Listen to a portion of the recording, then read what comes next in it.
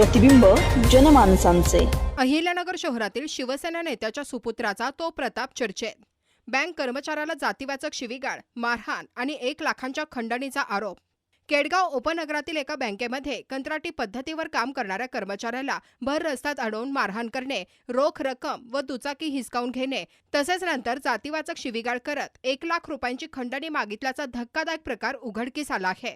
या प्रकरणी नगरमधील शिंदे गटाचे शिवसेना नेते दिलीप सातपुते यांचे सुपुत्र ओमकार दिलीप सातपुते, ओम किरण बारवकर, अभय कारखेले, अनिकेत शिर्के व अन्य दोघांविरोधात कोतवाली पोलीस ठाण्यात 9 जून रोजी गुन्हा दाखल करण्यात आला आहे। फिर्यादी निलेश साहेबराव पंचमुख, वय वर्ष 34, राहणार सिद्धार्थनगर, अहिल्यानगर, हे केडगाव येथील एका बँकेत ऑफिस बॉय म्हणून कार्यरत आहेत।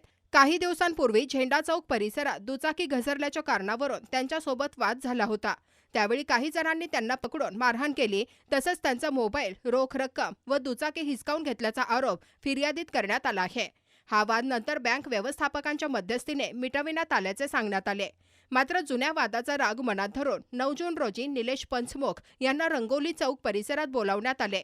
तेथे आरोपींनी फुटलेल्या मोबाईलची भरपाई म्हणून 1 लाख रुपयांची मागणी केल्याचे फिर्यादीत नमूद करण्यात आले आहे।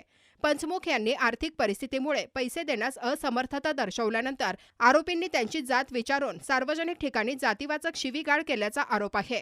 तसेच पैसे न दिल्यास हातपाय तोडण्याची व नोकरीवरून काढून टाकण्याची धमकी दिल्याचेही तक्रारीत म्हटले आहे। या प्रकरणी कोतवाली पोलीस ठाण्यात विविध कलमान्वये गुन्हा दाखल करण्यात आला असून उपविभागीय पोलीस अधिकारी शिरीष वमने पुढील तपास करत आहेत। प्रतिनिधी अझहर सय्यद, नगर न्यूज 24, अहिल्यानगर। अहिल्यानगर शहरातील महत्त्वपूर्ण अपडेट जाणून घेण्यासाठी आजच नगर न्यूज 24 या YouTube चॅनलला सबस्क्राईब करा।